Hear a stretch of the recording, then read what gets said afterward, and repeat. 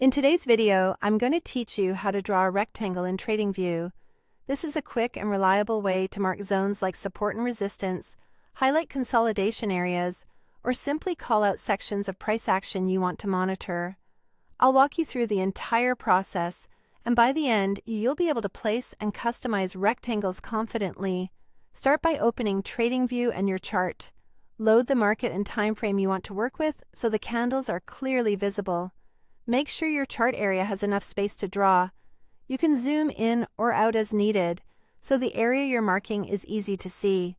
Next, look to the left side of the screen for the vertical toolbar. This is where TradingView keeps all the drawing tools.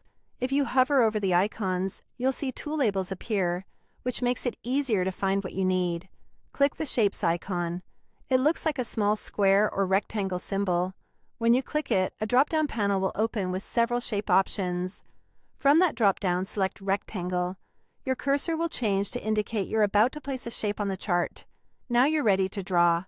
Click once on the chart to set the first corner of the rectangle. Choose the exact point that makes sense for your analysis, such as the start of a range or the edge of a candle you want to include. This single click anchors the first corner.